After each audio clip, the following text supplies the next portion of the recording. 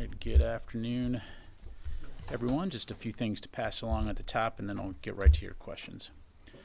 Secretary Austin was honored to host President Zelensky yesterday at the National Defense University and provide introductory remarks. As Secretary Austin said, America's commitment to supporting Ukraine against Russian aggression is unshakable. He also said that, quote, Ukraine matters profoundly to America's security and to the trajectory of global security in the 21st century. That's why the United States has committed more than $44 billion in security assistance to Ukraine's brave defenders, end quote. The Department of Defense will continue to work closely with our allies and partners worldwide to support Ukraine as it fights for freedom and to meet the clear objectives set out by President Biden, a free and sovereign Ukraine that can defend itself today and deter more Russian aggression in the future. The department also continues to stay actively engaged in our objectives related to the current situation in the Middle East region, which are protect U.S. forces and citizens, support Israel's inherent right to defend itself, work closely with Israel to help secure the release of hostages from Hamas, and ensure the crisis doesn't escalate into a broader regional conflict. In support of these objectives, Secretary Austin will travel to the Middle East region next week to meet with leaders in Bahrain, Qatar, and Israel. He also have an opportunity to meet with some of our forces deployed to the region to thank them for their service and for all that they and their loved ones do for our nation. We'll have more details to announce regarding the Secretary's trip in the near future. Shifting to the Indo-Pacific region, Secretary Austin spoke this morning with his Japanese counterpart, Minister of Defense Kihara, to express his thanks and gratitude for Japan's support with search and recovery operations following the recent tragic CV-22 mishap. The two leaders also applauded progress on accelerating U.S., Japan, Republic of Korea trilateral security cooperation and exchanged views on maritime security in the Middle East. A readout of the discussion has been posted to the DoD website.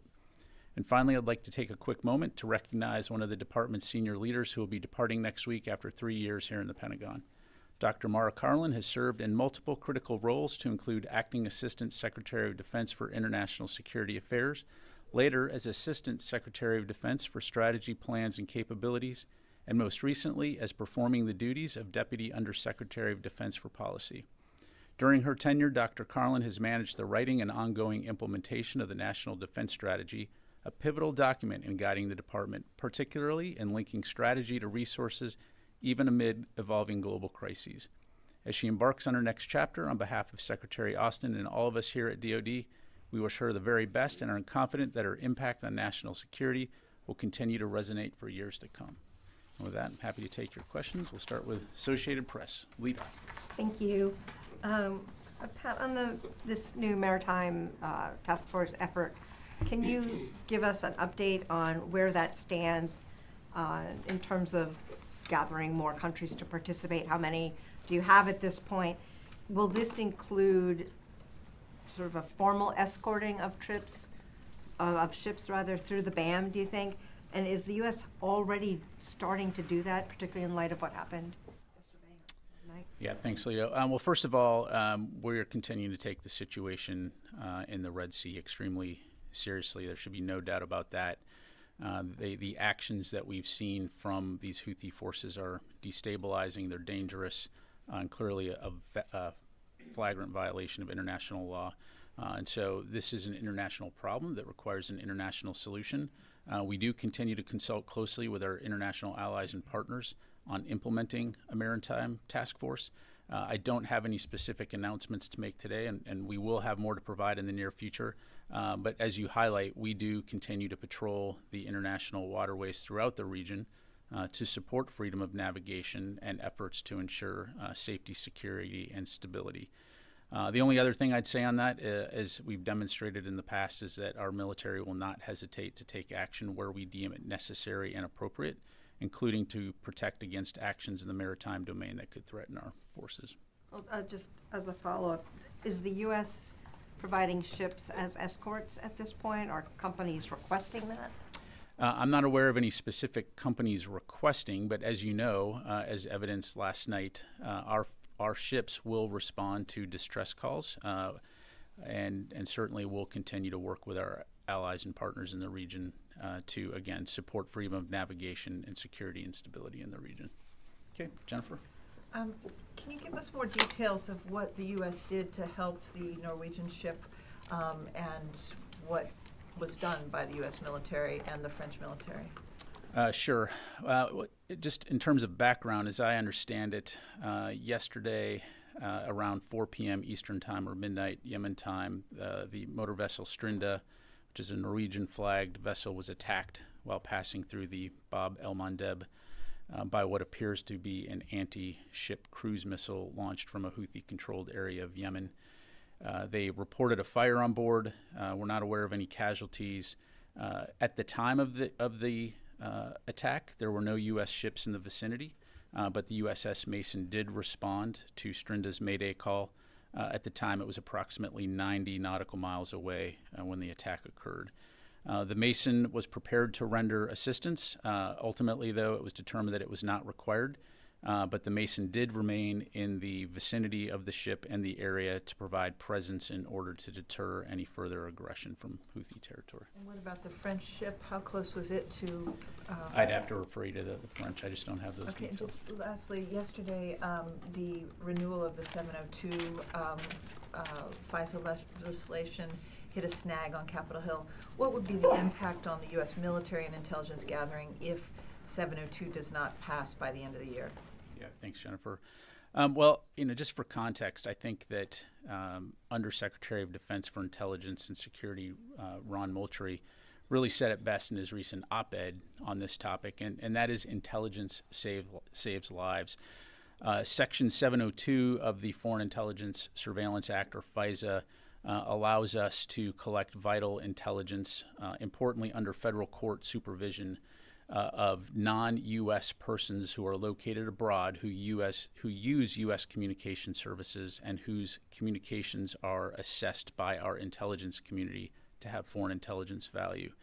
Every single day, that capability, that authorization enables intelligence reports, which contributes to protecting U.S. service members and enabling mission success.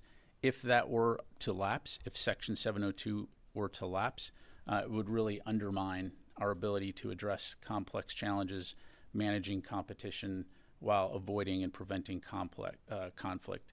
Our ability to work with allies and partners, for example, to support Ukraine's defense would be downgraded. Our service members would be at greater risk, and our country will be more vulnerable due to our inability to determine or assess emerging threats. So this is why we really need Congress to swiftly reauthorize a vital intelligence collection law, this vital intelligence collection law, before it expires this month. Thank you very much. Megan. Can we get an update on the attacks on U.S. troops in Iraq and Syria and the injuries that have come from those? I'm not aware of any new injuries at this time. Right now, I am tracking a total of, let's see here, we're tracking approximately 89 attacks at this time. Again, we'll keep you updated on that. Again, just to underscore and not to mitigate the dangers by any stretch here, these are dangerous attacks, but they have largely been unsuccessful. And again, I'm not going to get into telegraphing or speculating on any response, but again, we will do what we need to do to protect our forces. When was the most recent? Today, yesterday, and how many? We'd have to get back to you on that. Okay. Thanks very much. What's that? Yeah, let me go here first. I'll come back to you. Carla? Thanks. VOA had a journalist embedded with some soldiers in Syria as they went on their first patrol yesterday. The first patrol since October 7th, since these attacks started. Could you talk about how these Iranian-backed attacks have hindered the counter-ISIS mission in Iraq and Syria since October? Well, as you know, CENTCOM just put out a release highlighting their latest statistics on the Defeat ISIS mission. So that mission continues, and that's why we have forces in Iraq and Syria right now, and we'll continue to stay focused on that mission. Despite these attacks, which, as we've talked about before, it's not the first time these Iranian proxies have done these types of activities, we continue to stay focused on that mission.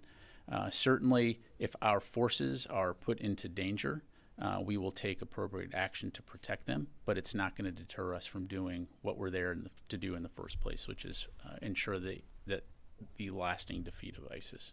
And can I follow up on something separate? So Pakistan's Army Chief, their new Army Chief is going to be visiting the Pentagon tomorrow for the first time. Can you tell us a little bit about what Secretary Austin is looking for during this meeting? Will they be talking about the deportation of Afghans from Pakistan or potentially buying munitions to go to Ukraine? Just any details you could provide. Yeah, thanks, Carla. I don't have any meetings to read out from the podium. Certainly, as you know, when the Secretary meets with foreign counterparts and leaders, we provide a readout. So if we have a readout to put out, we'll certainly do that. Let me go to the other side of the room here. Last question. How would you assess U.S.-Pakistan military relations at this point? Pakistan continues to be an important partner in the region. And so obviously through CENTCOM, we continue to stay in close contact with them, particularly when it comes to issues like counterterrorism. Thank you. Nancy. Thanks. I had 2 questions for you. Last week we'd asked for the number of sorties that on average the Ford and Ike have conducted since they've gone to the Israeli border. And on average I think it was about 50 sorties a day, which is pretty regular for an aircraft carrier. So given that there doesn't seem to be any indication that they're sort of having to do a notable amount more of sorties, can you give us a sense of why there continues to be a need for 2 carriers, and if we'll get any sense of or any timeline for when we'll hear whether the Ford will be extended again or not? Yeah, thanks, Nancy. So I'm not going to get into deployment timelines or potential future ops and things like that. In terms of why those carriers are there, as you know, as I highlighted in my opener, part of this is working to deter the spread of a potential regional conflict. In other words, supporting our deterrence efforts in the region. And so in addition to the 2 carrier strike groups, we also sent additional aircraft into the region as well as air defense capabilities, all of which are intended to, 1, protect our forces, but 2, provide us with options should we need to respond to a wide variety of contingencies. And so certainly air power, being an incredibly flexible capability, provides you with the kinds of assets you might need to respond to, again, a full spectrum of contingencies. But again, right now, those forces are there to support our regional deterrence efforts and send a clear message that we do not want to see this brought into a wider conflict. And then on a separate topic, on Monday, the French Minister of the Armed Forces said a frigate came under direct attack from 2 drones launched from Yemen. The U.S. has interdicted way more drones since that, but has made the assessment that U.S. ships aren't being targeted.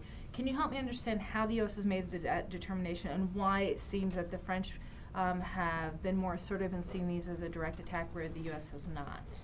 Well, I think, again, part of this has to do with the situation and why you're responding. And so if a drone, for example, I think it was a week or 2 ago, you had the situation where 3 commercial vessels were under attack, and the U.S. had sent a ship to respond. I believe it was the Carney. And so as those drones are heading towards the Carney, it's not clear whether it's heading toward a commercial ship, whether it's heading towards the Carney, but the bottom line, it's within the threat ring where that commander has to make a determination. So that drone will be taken down in self-defense. What you don't want to do is let it hit you and then say, oh, yes, I guess they were trying to attack us. So, again, we're going to be circumspect in that when we say we don't know if it was the intended target, but we do know that it presented a potential threat, and we're going to take appropriate action. I guess what I don't understand is earlier the U.S. assessment was that you didn't believe that the military vessels were being targeted. So I guess that's why I'm a little confused, because the French seem to be quite certain that they were. I mean, I can't speak for the French, and again, I'm relaying to you the information that we have. I'm just trying to clarify. Is it the U.S. belief that those drones are potentially targeting U.S. destroyers, the Carney and others, or is it that you don't know? Well, they clearly present a threat, and we're going to take appropriate action in self-defense. The only other thing I'd offer is if you see the comments coming out of Houthi spokespeople themselves saying what they're attempting to target here. And so, again, the targeting of any commercial vessels in the region is a violation of international law. And again, we'll work with the international community to address these threats going forward. Let me give you some of your colleagues. Yes, sir. Thank you so much. I will go back to the Secretary Austin's phone call with the Iraqi Prime Minister. In the phone call, he pointed out two Iraqi militia groups that backed by Iran, Kataib Hezbollah and Harakat al-Nujaba, that they are responsible for the most of the attacks. How did you get that to that conclusion that these two groups are responsible for the most of the attacks? Section 702. I'm kidding. I'm not going to get into intelligence, but the bottom line is, what we put out speaks for itself. Do you expect the Iraqi government to put accountability to these groups, and does the United States give any support to the Iraqi Prime Minister Soudani to address these threats? Well, I'm not going to go beyond the readout that we provided, which clearly highlighted the Secretary's conversation with the Prime Minister as it relates to the inherent right to protect U.S. forces. And look, Iraq is an important partner to the United States. We're obviously there. We have a force presence in Iraq at the invitation of the government of Iraq to help their forces as they continue to work for the lasting defeat of ISIS. And so, again, that will continue to be our focus. But we do very much appreciate the Iraqi security forces and the assistance that they have provided when it comes to addressing these threats, and we'll continue to stay in close coordination and communication with the Iraqi government. But at the end of the day, if our forces are threatened, we will not hesitate to take action to ensure that they remain safe. My last question, do you believe You guys that are the like Iraqi multi-question folks Yeah. today. Last question, I promise.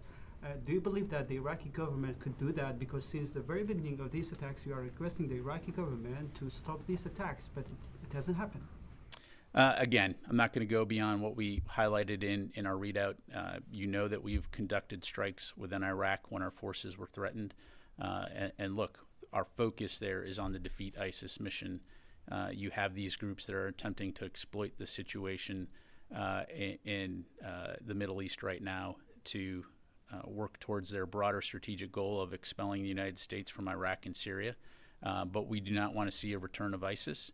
And we'll continue to work closely with the Iraqi government and others to ensure that doesn't happen. Let me go to Joseph here. And just on that similar topic, in March, I believe, General Kurilla was testifying on the Hill, and he said there had been around 78 attacks on U.S. troops since, I think it was January of 2021, until January of this year. That's 2 years. And then just from October 17th until today, we have somewhere around 90 attacks. You guys have more or less said that these attacks are not linked to what's going on in Gaza. You also said at the top the U.S. is trying to contain this conflict to Gaza.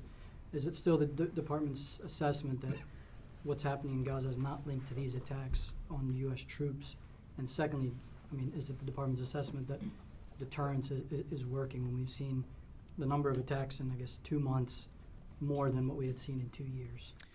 Yeah, well, again, our focus, as I outlined those objectives, is to prevent the situation, the conflict between Israel and Hamas from broadening into a regional conflict. And so, no, we don't assess that has happened. It has been contained to Israel fighting Hamas in Gaza, and that will continue to be a focus. We've talked about this before. The situation in Iraq and Syria, why our forces are there, and the fact that you have Iranian proxy groups who are being encouraged by Iran to, again, exploit this situation to their advantage in order to meet the strategic aim of expelling U.S. forces from that region, which, again, oh, by the way, are there at the invitation of the government of Iraq. And so, we're going to continue to stay focused on that mission. We're going to continue to do what we need to do to protect our forces. And I'll just leave it at that. Just secondly, if I can follow up on the task force that's being discussed. I know you don't have anything to read out, but we reported earlier today that there's the U.S. is in talk with 12 nations about this task force. Can you confirm that? And then also, can you elaborate at all on the Secretary's conversations next week on his trip? Does he plan to ask at least Qatar and Bahrain to join that? Yeah, thanks, Joseph. So right now, no. Again, I have more information in the near future as it relates to our efforts to work multilaterally in terms of the Red Sea region. And as far as the trip goes, again, we'll have more information in the future. All right, let me go back over to here. Laura. Thank you. Last month, President Biden and President Xi promised that they would resume military communications. I'm wondering if you could tell us when that's going to happen. So I don't have any specific calls or meetings to announce right now. We have been working closely with our defense attaché office, and our policy team's been in active coordination with Beijing in order to arrange communication. But again, nothing to announce at this point in time. We have underscored many times the importance of ensuring that senior leader level communication continues to mitigate potential risk and prevent miscalculation, and so we'll continue to stay very focused on that. I know that Secretary Austin doesn't have a Chinese counterpart right now. Have they offered someone to speak in his place? Again, right now we're reaching out. Don't have anything to announce at this time. So thank you very much, Janie. Thank you, General. Congratulations on your promotion. Thank you. Getting 2-star. The 2024 National Defense Authorization Act says that the U.S. troops stationed in South Korea will be maintained at the current level. Does this include troops deployed for joint exercise? Thanks, Jenny. So as you know, right now, we have approximately 28,500 U.S. forces assigned in the Republic of Korea. In terms of forces coming in for exercises, that is a variable number that depends on the size of the exercise, the number of requirements and things like that. So that won't change. So the bottom line is, when it says force levels will be preserved, I take that at face value. Obviously, I'm not going to talk about pending legislation, but exercise numbers can fluctuate, again, just depending on the requirement. Ukraine, do you think military cooperation between North Korea and Russia will lead Putin's war in Ukraine to victory? You're asking. Look, Janie, we are singularly focused on working with the international community to ensure that Ukraine has what it needs to be successful on the battlefield, both in the short term and in the long term, in terms of deterring future aggression from Russia. So I'll just leave it at that. Ro. Okay, thank you. I have two questions on the Secretary's calls with the Japanese Defense Minister. First, on the Osprey crash, I wonder if the Secretary shared the progress on the investigation into the crash with the Japanese Defense Minister, because Pentagon said that investigation will be transparent. Yeah, again, I'm not going to have anything to provide beyond what's in the readout. As you highlight, broadly speaking, yes, the Department of Defense will continue to work closely with our Japanese allies to share information as it relates to the investigation, and as appropriate. Yeah, secondly, the Secretary also discussed maritime security in Red Sea. So does the Pentagon hope that the Indo-Pacific countries, including Japan, will join a maritime task force in Red Sea? Because what's going on in this critical waterway matters to the economy in the Indo-Pacific region. Well, again, I'm not going to speak right now for any individual countries. As I highlighted, this is an international problem that requires an international solution. So we are engaged with many different nations to discuss this challenge. And as I mentioned, may have more future in the days ahead. And I better go to the phone or else I'm going to get in trouble here. Let's go to Jeff Shogel, Task and Purpose. Thank you. What evidence does the Defense Department have that if Vladimir Putin wins in Ukraine, that he might target Latvia, Lithuania, and Estonia, all of which are protected under Article 5 of NATO? Yeah, thanks, Jeff. So I don't want to get into hypotheticals, but broadly speaking, past performance is usually an indicator of future performance. And so we've seen Russia conduct gray zone operations. We know that their goal, which they have failed at, it was to eliminate Ukraine as a nation. And so the concern here is, yes, if Putin were allowed to win, there's that Russia won't stop. They will move on to other countries and attempt to either invade or destabilize. And so this does put us in a situation where NATO could be threatened, and U.S. Requirements and commitments under Article 5 would be something that we would obviously take very seriously. So again, this is why Ukraine matters. It's not just about Ukraine. It's about international security, not only in Europe, but also globally. Thank you. Let me go to Reuters. Phil?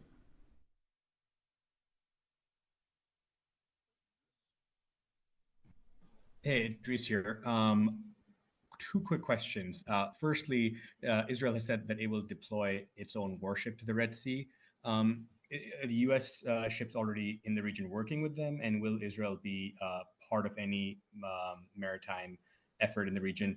And secondly, President Biden earlier today said that Israel is losing support over what he called their indiscriminate Gaza bombing campaign.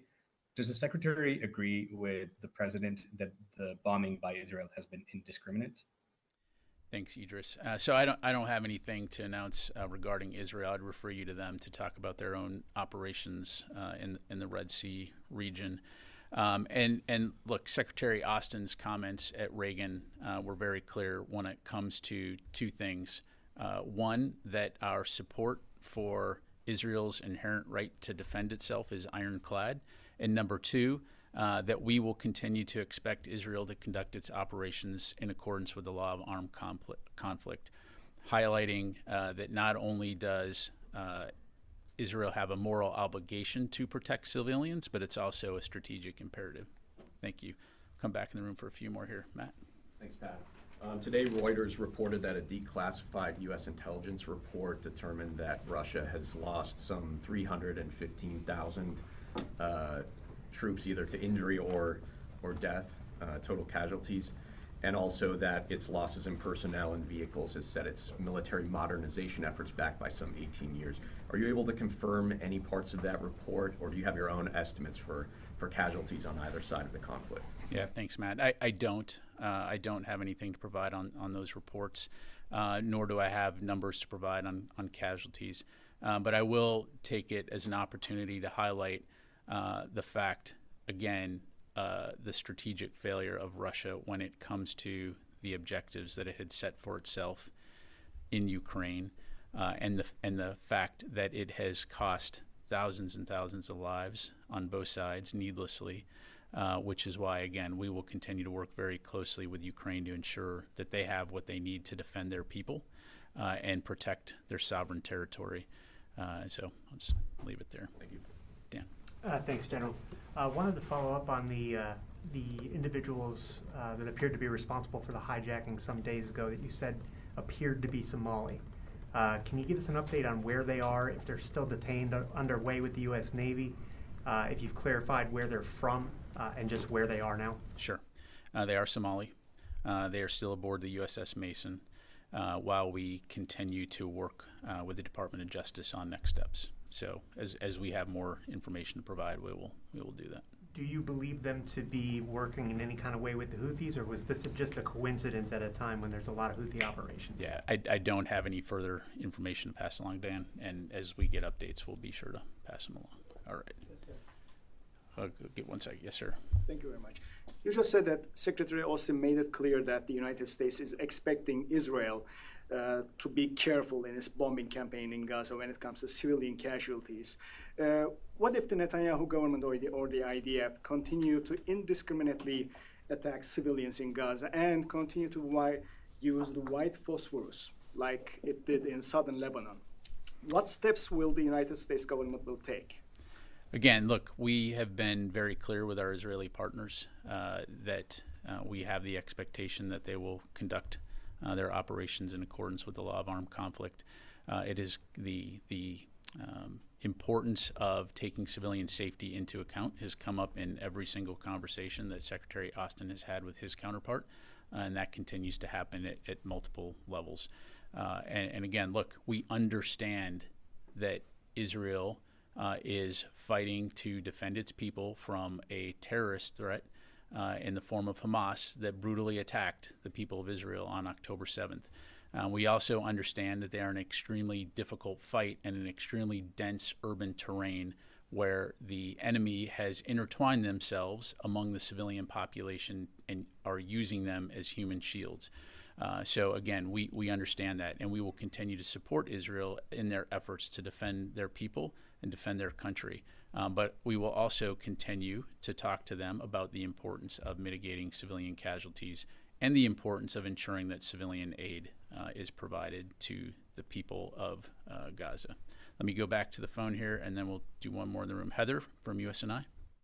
Thanks so much. Just to follow up on Nancy's question, because the French are saying that they were attacked and they are a NATO ally, what responsibility does that put on the United States to help protect French military ships that might be getting attacked, or other military ships that may consider the drones or missiles being shot in the Red Sea to be attacks? Yeah, thanks, Heather. So, my understanding is operations in the Red Sea, it's not a NATO operation per se. Clearly, France is a close ally, and should they ask for our support or call on us to support them, we will obviously respond and be there to help. But again, it's not a NATO mission, as I understand it, going on right now within the Red Sea. You've got the combined maritime force that has over 39 nations that work together on a multiple number of efforts to provide security and regional stability, to include Red Sea navigation. So again, nothing to announce on that front. More to follow in the near future, but I'll just leave it there. All right, sir, you get the last question. Thank you. As far as U.S.-India military-to-military relations are concerned, how would you highlight 2023 and also any major accomplishment and what the future ahead lie between the two countries, and including yourself, if you are enjoying your job or you have enjoyed your job in 2023? I've absolutely enjoyed my job in 2023, and I enjoy spending time with all of you here. But in terms of the relationship between the United States and India, with obvious focus on the Department of Defense, I think it's been a very good year. I think we've made great progress in terms of further bolstering our relationship and our cooperation. You've heard us talk about things like Indus X and working on defense cooperation efforts to include in the industrial base, as far as developing things like jet engines in India, working collaboratively to produce armored vehicles in India, the ability of our ships to go to India, our Navy ships to go to India to be repaired. And so all of this working toward the common vision of a free and open Indo-Pacific region where sovereignty is respected and countries can operate in international airspace, sail the international waterways freely and without harassment. So again, we'll continue to work closely with our partner India, and we look forward to further progress in 2024. Thank you very much. Thank you very much.